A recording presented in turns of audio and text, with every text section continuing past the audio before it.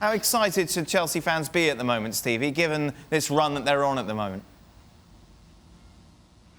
Well, it should be. I mean, it would have been a travesty had they not won this game. Should have been 3-up at half-time. How Tammy Abraham didn't get a penalty in the second half and got a foul against him was a joke. But in general, Chelsea, they just look smooth and they go forward at a nice pace and they always look as though they're going to score goals. So if I'm a Chelsea fan, I'm absolutely delighted with what I'm seeing right now. And the fact that they lost the goal with a couple of minutes to go, but didn't even think twice about it, changed of gear, went forward.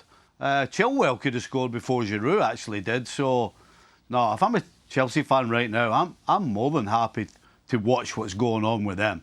Frank mentioned Timo Werner there, Gab, maybe not getting the goals in these sort of games that you would expect him to. Well, look, he's played a ton of minutes this season. He's been used in different positions. But, I mean, I don't think it necessarily matters. I think what you have now, and I think the elephant in the room is that you have it while Pulisic and especially Havertz are unavailable, although, of course, Havertz is now available again, is you have a balance in the front four.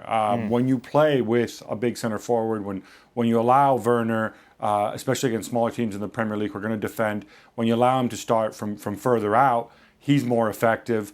Mason Mount's in tremendous form in the middle of the park.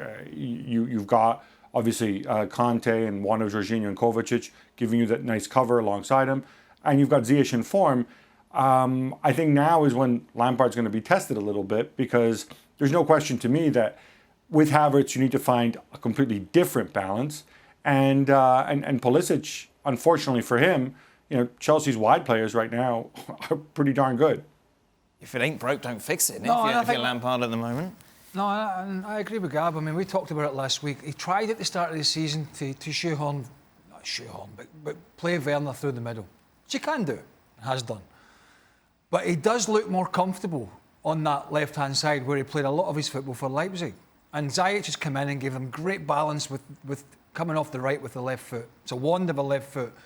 And so the bigger guy through the middle has really worked for them. So in some sense, Pulisic's been out and Havertz's been out for a little bit, has worked well for Frank in terms of finding that right balance within the team. And I think he's shown it already, he's got a big game at the weekend, a huge game, and he's not really giving a stuff about worrying about getting Havertz or Mendy back in. That's the balance of the team that's working at the moment. Yeah. So that, if there's no injuries, that front three will be the front three on Sunday, I think it is. I don't have a doubt about that. He may just change it slightly behind, doubt it. But if anybody's going to get in the side and that front line, they're going to have to push, particularly the two wide players out, because it's either, if you're playing a big man, it's Abraham or Giroud. And then everybody else is fighting for the wider spots. Yeah, Frank, you take a look at it. Craig mentioned, of course, you've got Spurs at the weekend and then Sevilla midweek next week, which will decide who will finish top of this group. It's going to be a fascinating couple of games here for Chelsea.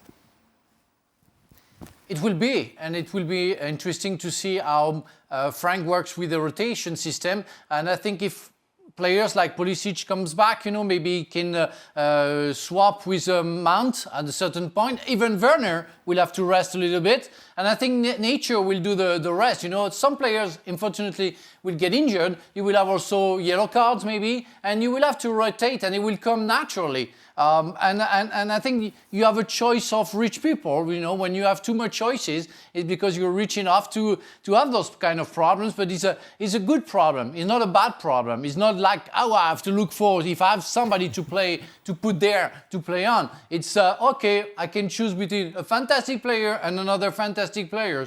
Yeah, it's hard. I know. I don't think Frank is going to complain about the situation. It's going to be very interesting, and everybody will be useful. If Pulisic gets fit again, and we know how good he was before his injury, but if he gets fit again and doesn't play because these guys are playing so well, we're going to have a time of it again. Are you saying he should leave with Chelsea? With idiots coming out saying Frank Lampard doesn't understand American players and all that nonsense? Or is Lampard just trying to win football games and save his job? No, it's because Mason Mount's his teacher's pet. That's it. Nothing to do with skill. Mason Mount is just in the team because Frank had him at Derby on loan, and Frank Lampard's not bothered about his job. That's it. There's an angle to all of This this. hates all Americans and Scots.